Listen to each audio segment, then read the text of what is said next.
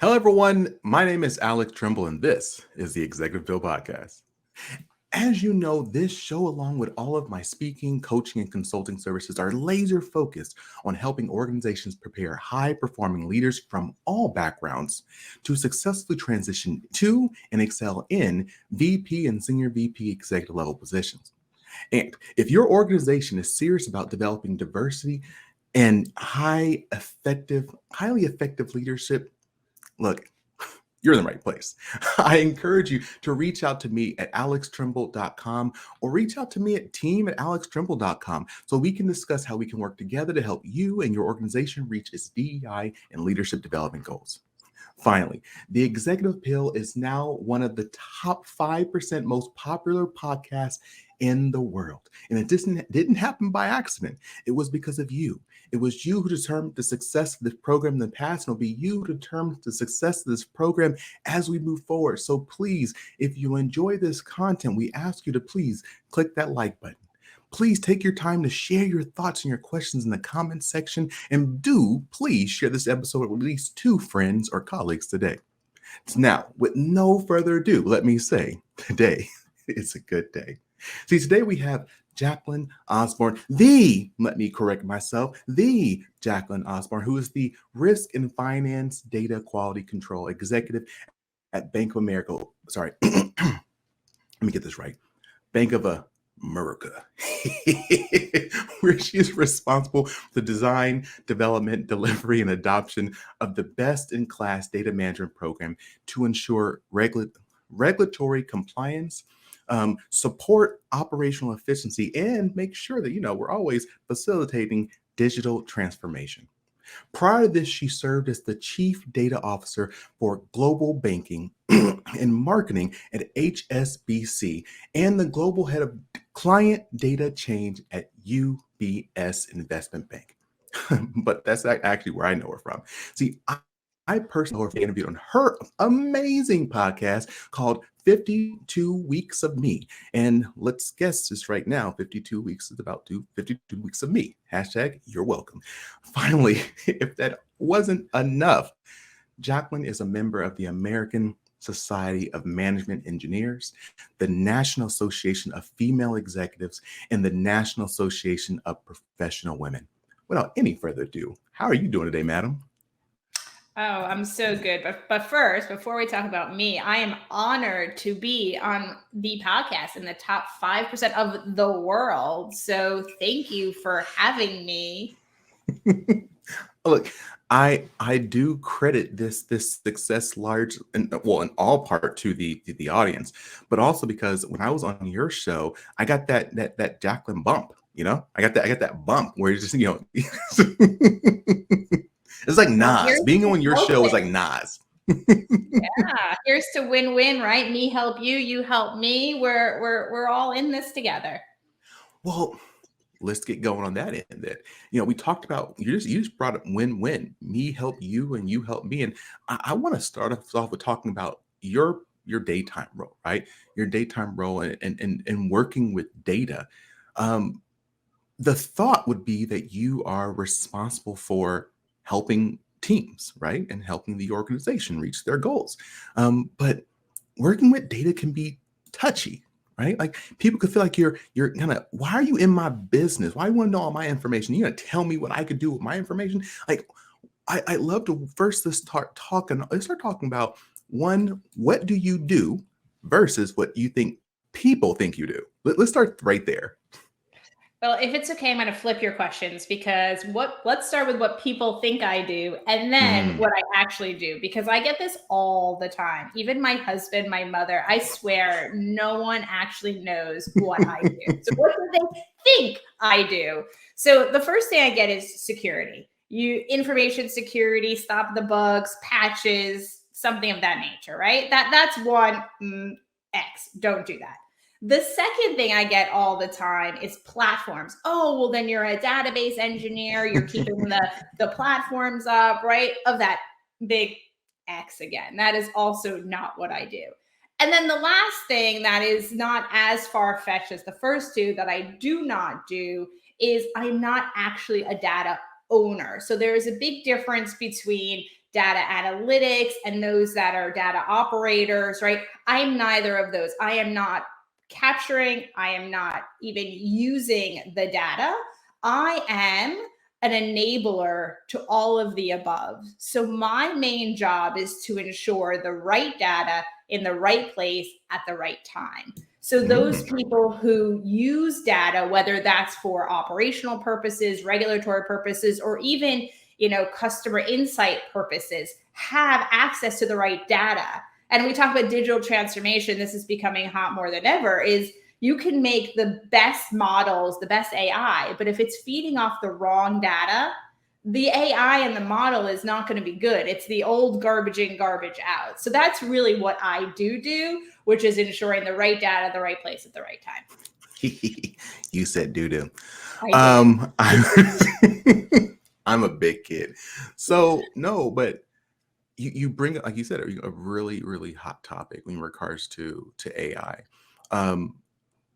What you just talked about is really important, making sure that the data that's fed into that system to produce the outcomes is good data, right? You don't got trash in, trash out. I mean, when this is being recorded, I literally just heard, what was it, the CEO of Google being interviewed by 60 Minutes, and he was talking about how AI is going to disrupt the service industry, right? If you think about that in combination with the robotics evolution that we've had, that's going to, it's going to highly impact the service industry. Uh,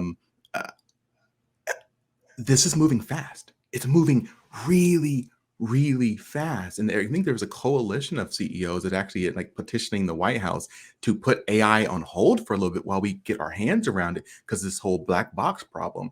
And if, sorry, really quickly, do you know what the black box problem is? And if you do, do you want to talk about it? So I couldn't go into detail about it, but what I could comment on is your generic conversation about putting a pause.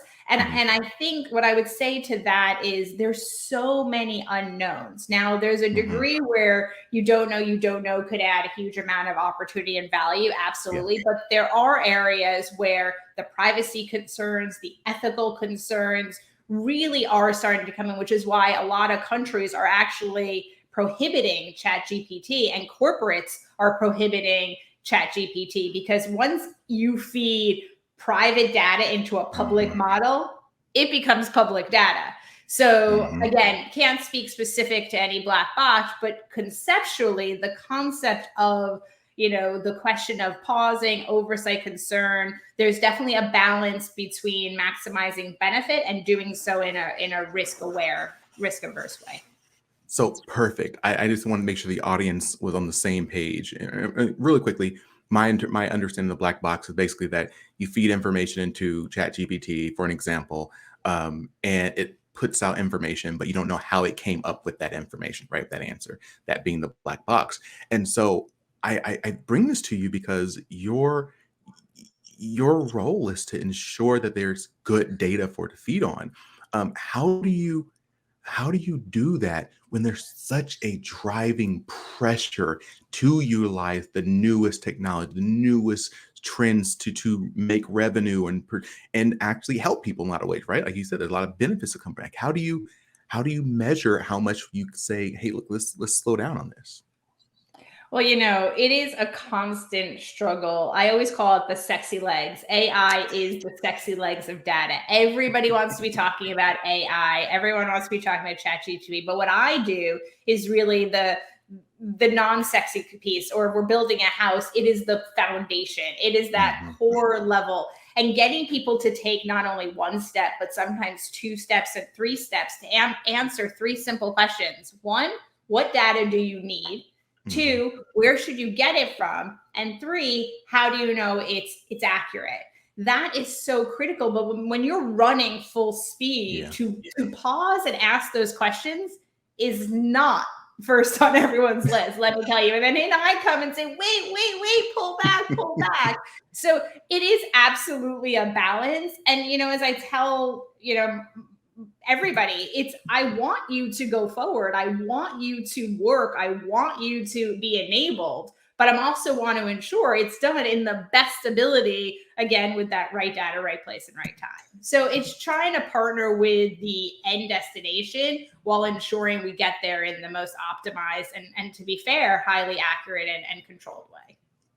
I love your word choice. You said in destination. If you would have said final destination, it would be a completely different conversation. For those who remember that movie, do you remember that movie? Final Which I Destination.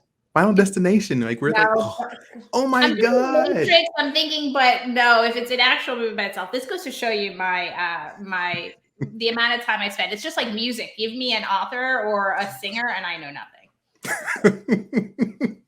Well, look, I mean, I have to imagine. Well, here's the rub. Here's the rub. So again, you're kind of in your role. You have to now tell people to pump the brakes at times, which means that I mean, I've been and worked with organizations where there are leaders who are their role is to kind of pump the brakes at times, make sure again data is accurate and things are safe and so on and so forth. And then what you run into an instance and sometimes is okay, well, we know that Jacklyn's going to tell us that we should slow down, so let's just not tell Jacklyn. So, have you ever ran into those types of situations, and how do you manage when people may just try to avoid things getting to your plate, so you can't say no, right? Yeah, absolutely. I'm not going to lie. I've had many programs intentionally and unintentionally. It's not always intentional. Hmm. Actually, more often than not, it's unintentional. Do things where I would have liked to have been engaged earlier. It's like my favorite saying is going back to the SDLC process, which is the software development life cycle. Would you rather find a bug fix post production, or would you rather find it during design, technology testing or user testing? The sooner the better, right? And that's how I handle it. It's like, help me help you, as we started with win-win in the beginning. I am not the enemy. I'm not trying to intentionally make things harder. I'm trying to save the cost, save the time at the end, because if you do create it just like any SDLC process, and you're now post-production and all these applications that are in users' hands, you make one user experience issue, you can lose everybody for good, just like Oh that, wow, right? wow, Cancel culture is real, like yeah, just like that.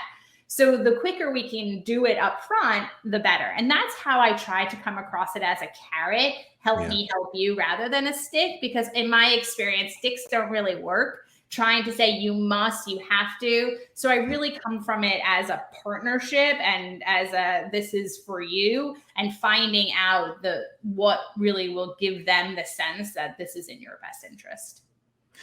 So, what you're saying, I think is spot on. I'm 100% with you. There's no need to use a stick all the time. Um, but how did you learn this?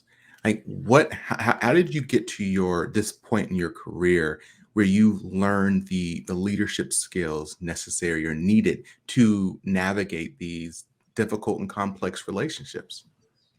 Yeah, that's a great question, and I've asked myself a bit, I think it depends on the stage of the life that I'm in, but I do believe there's three kind of core themes that persist over the years, and number one is just trial by error.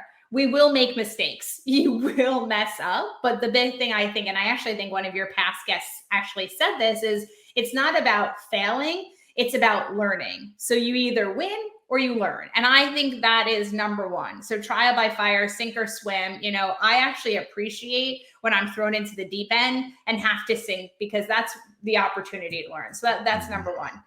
Number two, which may surprise some people because it is definitely hard and the struggle is real, but parenthood.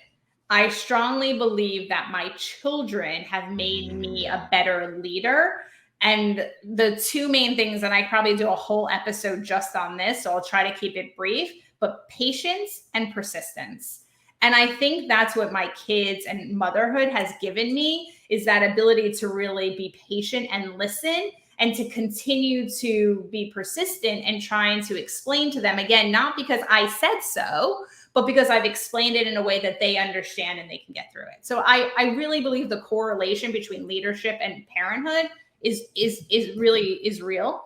And then third, I'm going to take it back to the 52 Weeks of Me journey, because I do think there's something. I genuinely believe that my ability to put my oxygen mask on and take care of myself makes me a better leader. And some of the examples I'll give there is the resiliency is you get knocked down, you get back up, but also the calm. I always say this wrong. I used to react very quickly because you're stressed, you have time constraints, right? And I used to just react.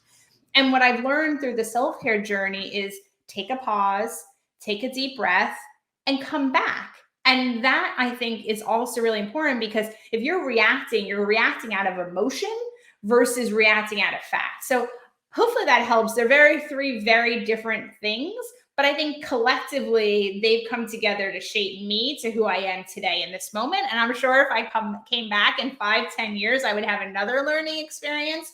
But for where I am right now, those are the three biggest contributing factors. And then, of course, the people and the mentorship around me. Oh my God, you just said so much. Thank you. All these bombs. So I want to touch on all of them. Okay, so the first one is slowing down. And I'll have to admit, like, this is something I've had to work a lot on, because I'm a thinker and I like to do like action. I can do something and then I'll get it wrong. I'll correct it. Like I'm not worried about getting it wrong, right? But man, like I've learned over the years, there's so much positive that can come from just let me respond tomorrow versus today, right? But I feel like there's like, I feel like there's always this push to, I need to respond now. I need to do something. I need to act now. How did you start slowing down yourself to give yourself that time? So you said two things I want to cover both of them. There's the slow down, but there's also the need to have an answer, the right answer, or be perceived as having the right answer. And I think those are both so important, but slightly different. So if it's okay, I want to touch on both of them. So the slowing down was hard because I am a recovering perfectionist, a recovering overachiever, a recovering workaholic. And that comes with go, go, go. Actually, true story, I was born in the car. And my dad will tell you that I've been in a rush since the day I was born and I haven't stopped. And true story, I was so excited to come into this world. So slowing down is something that doesn't come naturally to me. And I have to ask myself, like, does this need to happen right now? Right? How can you take a break? How can you take a pause? And so that's just something that I consistently remind myself day in and day out to like pause, rest. But the bigger one here is the not have the right answer. And I think we believe, or society tells us, that answering and speaking and the right answer is right. But there is a huge amount of executive presence and leadership in being able to say, I don't know, or parking lot, I'm going to come back to you. And I actually look at that as a strength, not as a negative. So if you change the way you look at things, the things you look at change. And this is a classic example where I just had to change the way I look at things, is that being right and being, they always say that those of us that are the speakers in the room, the extroverts who speak 80% of the time, need to speak, 20% of the time. And those that are not, that are the quiet introverts that speak 20% of the time, need to speak 80% of the time. So I'm constantly, asking, am I doing that? So hopefully that gives you a few tips and tricks in those spaces. But the biggest one is just change the way you look at things, that being right and speaking isn't always the best outcome. Goodness gracious, everyone, if you haven't got something from this right now, you need to wake yourself up, like pinch yourself, like, put your hand on a hot, never mind, I want to get myself in trouble. So I love everything you're talking about. And you make me then think about the not having to have the right answer and being willing to say that you don't have the right answer, and open the floor for other people to speak. There are a lot of people who believe, like you said, in order to be an executive, in order to feel like I'm smart or look like I'm smart, I need to say something. Otherwise, people will say I'm not smart. And I think, like you said, it's very interesting where what I learned in my leadership journey is as I moved up, it became less about me making the right decision versus facilitating the team, facilitating discussion, and having other people bring ideas to the table. And then that also brought buy-in and more creativity than I would have ever thought of, too, you know? I mean, so not to plug my own podcast, but just this past week. So we release on Thursdays, and I listen to every episode. I was listening, and my guest says that she was once given guidance to make herself redundant. And I really think that is so powerful here in context where you're going, is that as you go up, you actually do less. As you go up, you are influencing and you are delegating and you are empowering more and doing less. And I think this is the whole thing of like burnout and workaholic. If you're trying to continue the same level of doing as when you were an individual contributor, you will fail.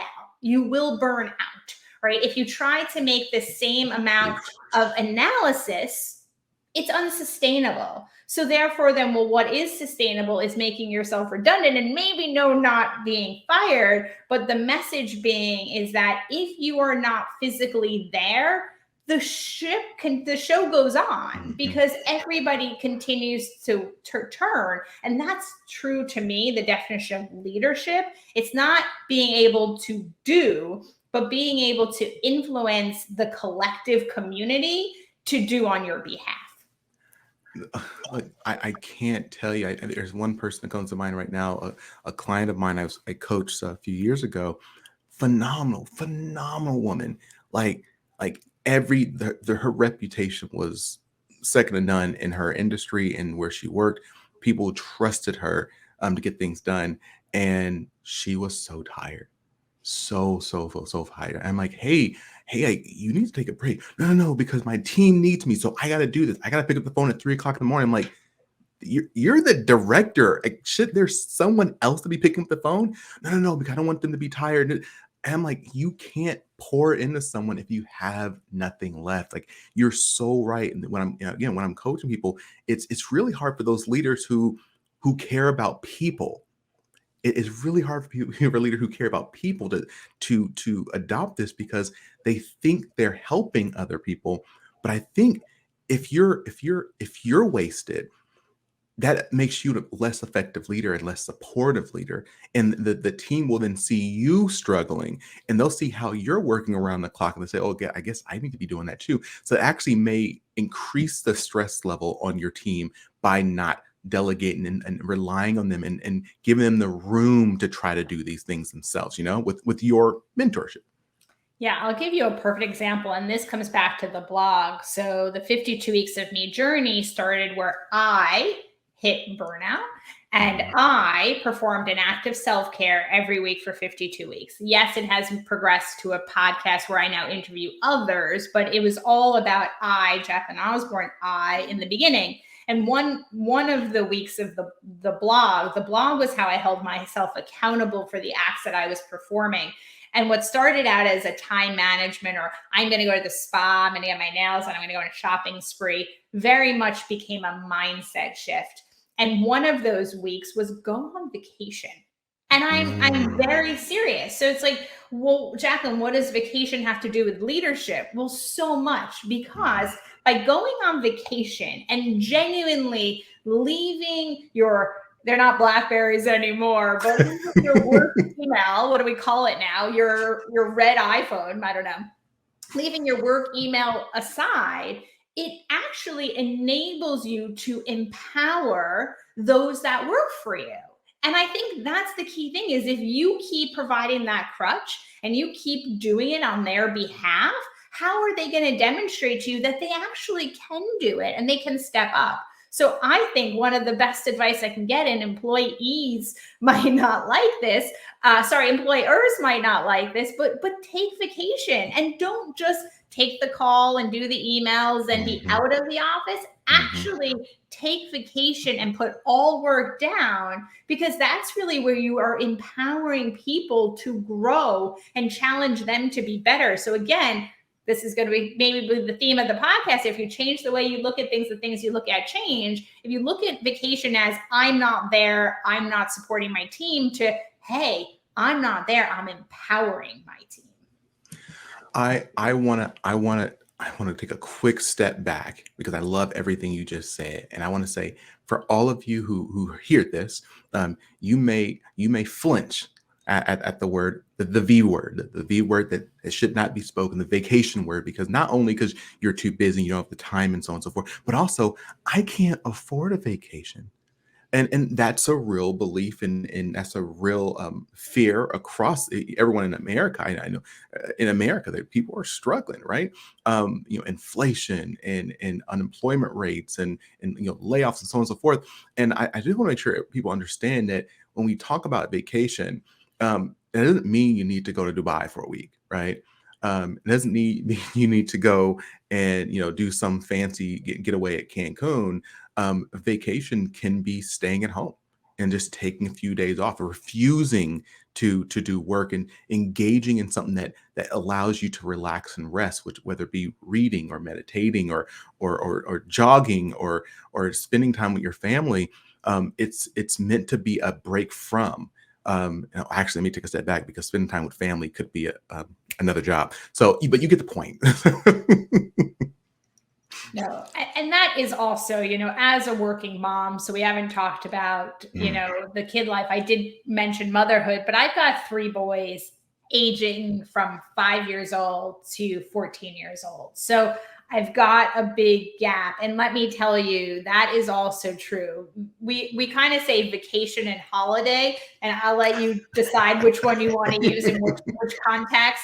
But there is a difference between being mom, the planner, the coordinator, the pleasing everyone, the scheduling, the driving. And then there's actually just the detox. And to me, sometimes actually sitting in my own backyard with nothing to do, or maybe it's my garden, is actually a vacation.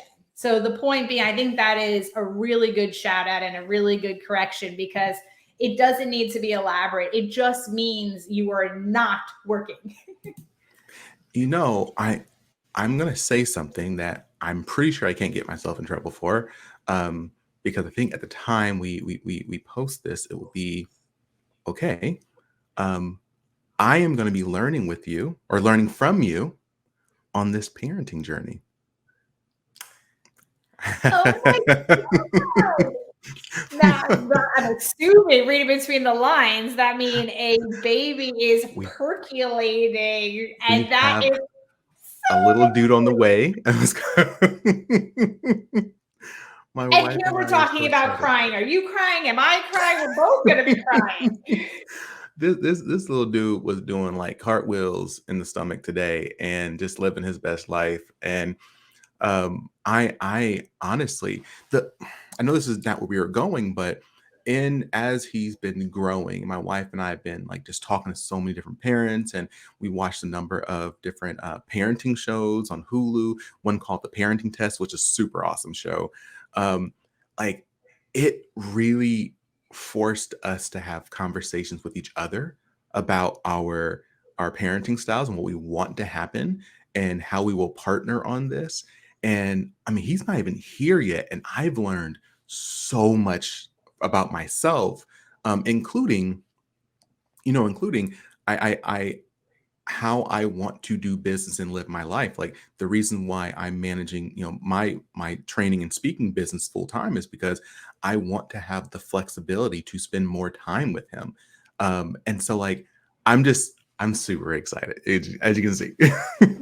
So again, plug for my own podcast, but we had another guest who talked about parenthood and the importance of men taking paternity leave, because there's actually the parenthood, actually the skills, and I talked about it earlier, but the skills you learn on maternity, paternity leave are game changing to work. So it's no surprise that this little dude's not even here, and you're starting to see that already. And it's true. It's the plasticity, and I'm not the expert. Go listen to the episode. The plasticity of the brain changes in the days, the weeks, the months after a baby. Some could do with the sleeplessness and all that comes. But it is such an opportunity to rethink and make changes and ask myself, like, am I stepping off the treadmill, right? If you're just in go, go, go, go, go, go, go, it's an opportunity to say, hey, what can I do differently? Maybe I need to change the speed or change the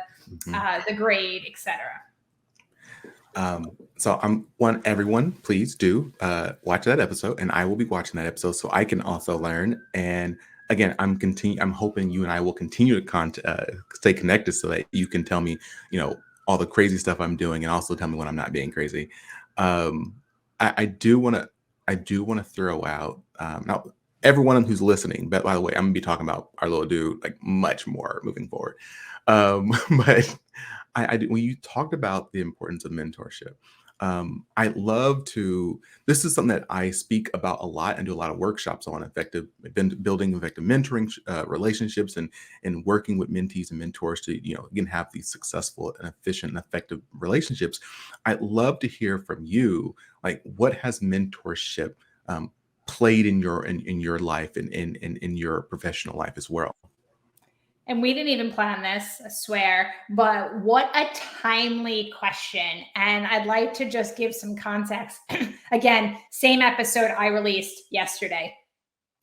We were talking about being visible, and we were talking about it's no longer good enough just to be great. You can be a great X, but not get promoted and not excel. And what we talked about is one of the key differentiators is creating relationships with people, i.e. sponsors, that can help you get seen, get heard, and get promoted.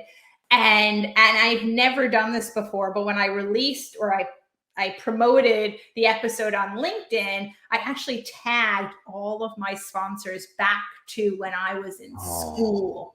That's so awesome. We didn't plan this. And so within the past 48 hours, I really just had this epiphany on how important those sponsors were to me, because it is so easy to be great. Do you know 9% annually of current employees are promoted each year? How can you get in that 9%? That's your differentiator right there. And I mean that from the bottom of my heart. The difference between being good at your job and getting noticed for being good at your job is finding a sponsor who can help, get you seen, get you recognized, advocate for you, and more importantly, get you that promotion. And I don't even know if I'm answering the question anymore because I'm just so passionate about it. And sorry for getting so excited. Loving it. But it is something that just really resonated with me recently. If you don't have a sponsor, and there's definitely a difference between a mentor and a sponsor, which I'm sure you've talked about, but basically the sponsor is the person who has a seat at the table to get you promoted, whereas the mentor could just give you really good advice, but can't really change the outcome. Both. And anything that you need to do. And I'm happy to take questions offline because it is so important. I love that you went there. And everyone, this is not scripted, but your check is in the mail.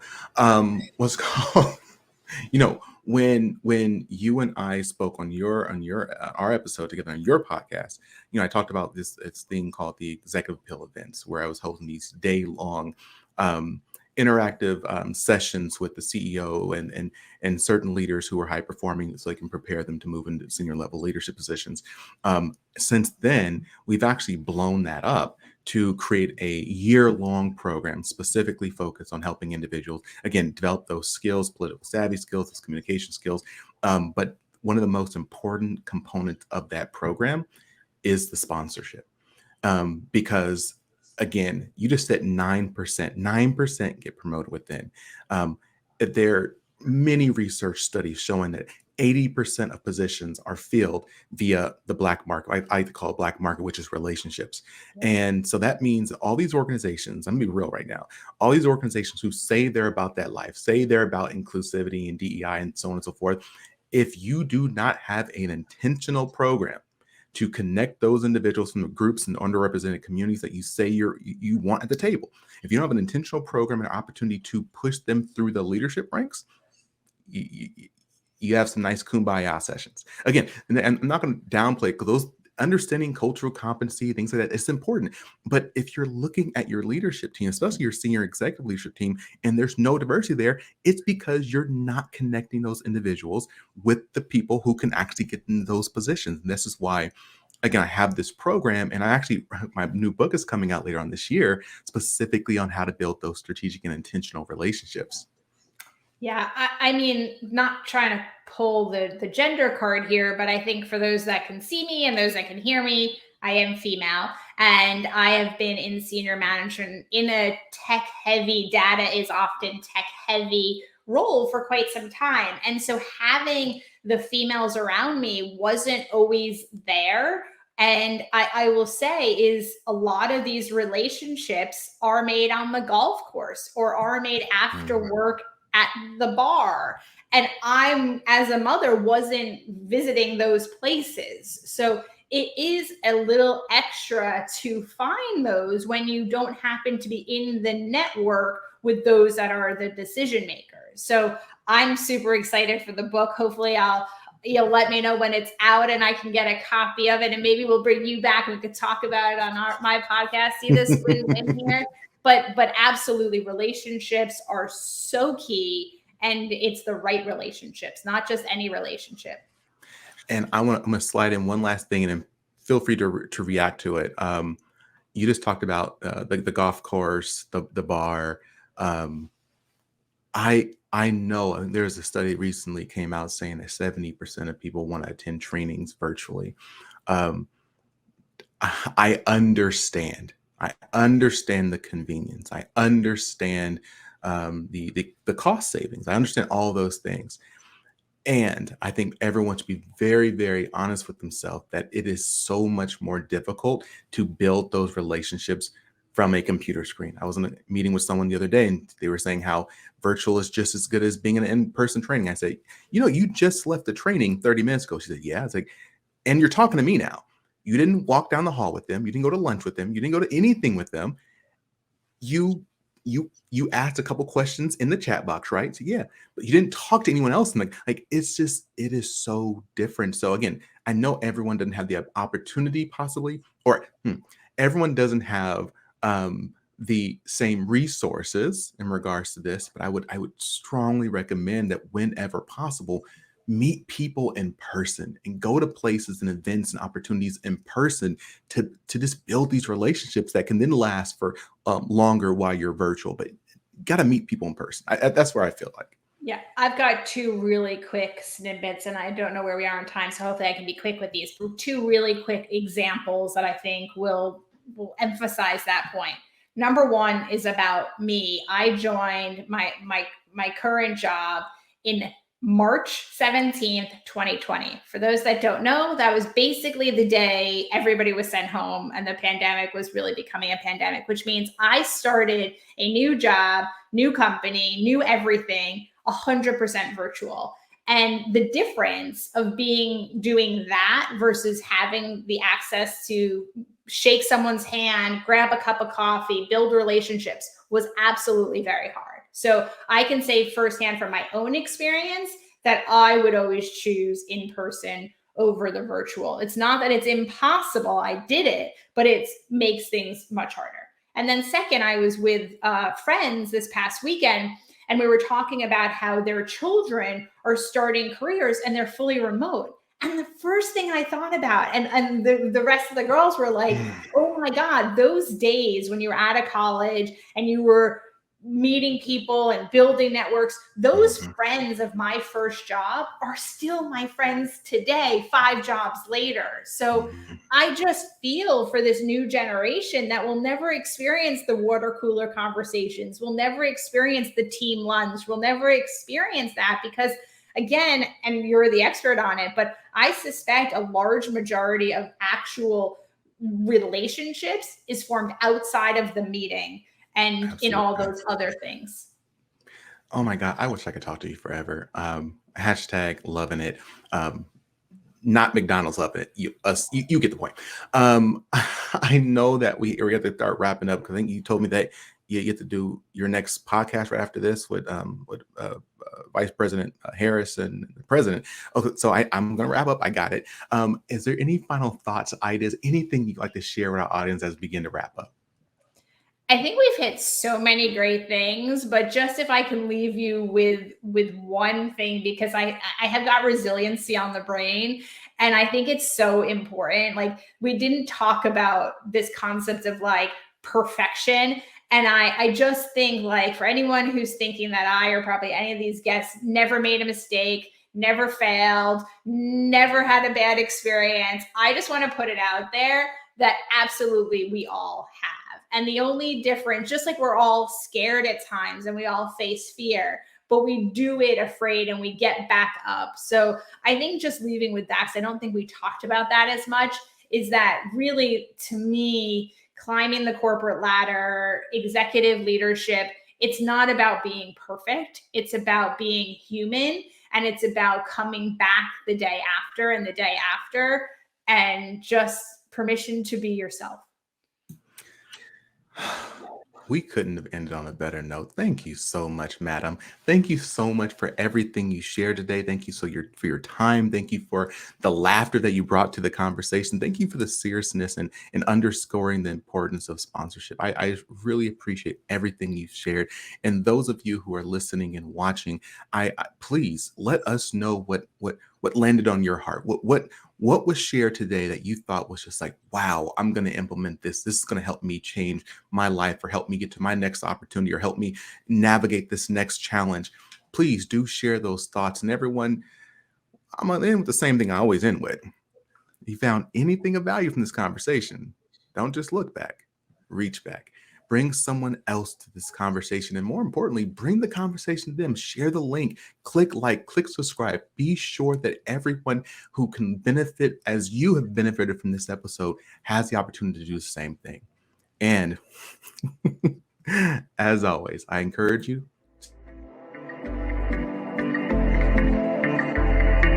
Thanks for listening to The Executive Appeal with Alex Tremble. I invite you to follow The Executive Appeal wherever you listen to podcasts. Follow me, your host, Alex Tremble, across all socials or via email for exclusive webinars, courses, and speaking engagements on continued topics of executive leadership. So until next time, stay strong, stay positive, and definitely stay moving.